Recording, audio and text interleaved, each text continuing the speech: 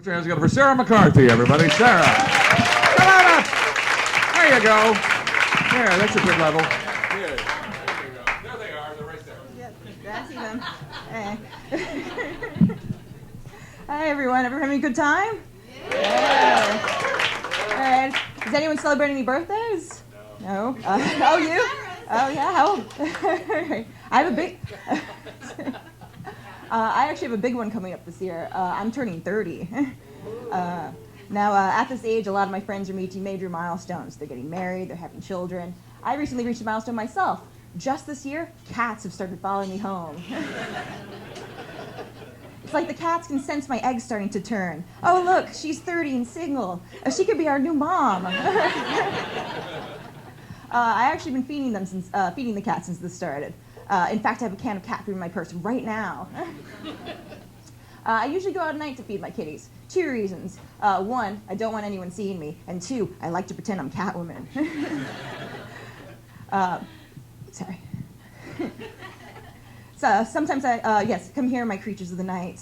Sometimes I dress up. I wore... You like that one, eh? All right.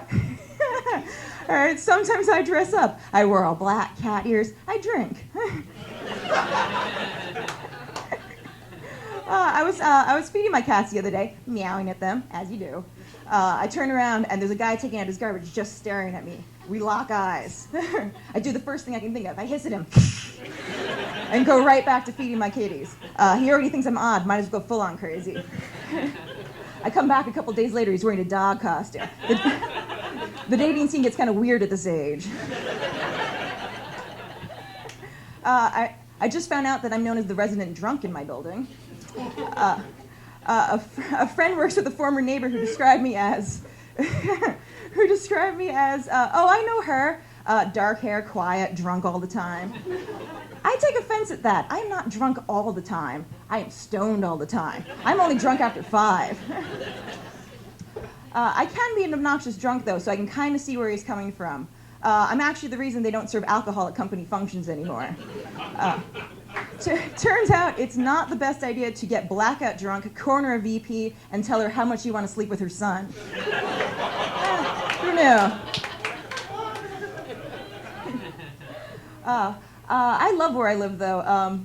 If you go in one direction, there are these $1 million waterfront houses. You go about the other direction, there's a bodega that has an ATM that gives out $5 bills. It's very classy. I'm in the middle of that, so I have the best of, so I'm sorry. I'm right in the middle, so everything is kind of nice and shitty all at the same time. For example, I have a beautiful view of the water, but every time it rains, water seeps through my walls. So I got sick of my super always coming in to fix it, so I just stopped calling him one day. This went on until I came home, drunk of course, and I ended up pushing a hole through my wall that was that water damaged. So being drunk, I ended up picking at it, woke up the next morning, there was a 2-foot wide hole in my wall. So I looked at it, I said to myself, oh, I could totally fix that. So I put a scarf over it and just forgot about it. Still there to this day, never fixed it. So, moving on to more pleasant news, my grandmother died last summer. Yeah. This was one of the most bizarre funerals I've been to, and I'm Irish, so I've been to a lot of funerals. You know how much we love our open bars. So, what was so bizarre about this funeral was that we cremated her, but we had a burial for her anyway. So everything was miniaturized. There was like a little tiny coffin, little plot of land, little tombstone. We even had midget pallbearers. We welcome you to the afterlife land, afterlife land, afterlife land. So he took my my lollipop guild joke. It would have been better if he didn't do that first. No, it's fine. I just whatever.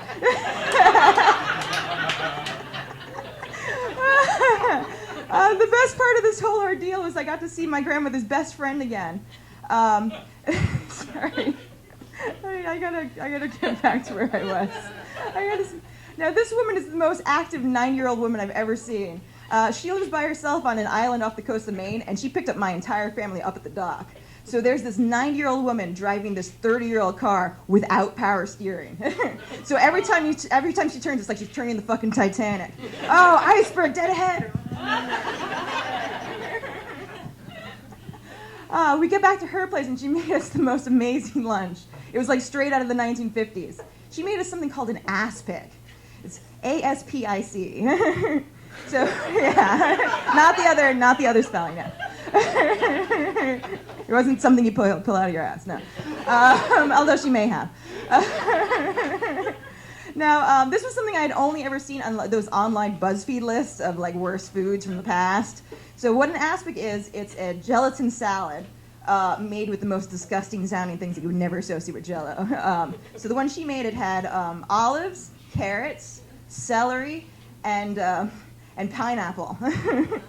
So of course I had to try it, because when am I gonna get the chance to time travel again? All right, so that's my time. I have another funeral to get to. I don't know the guy, but open bar.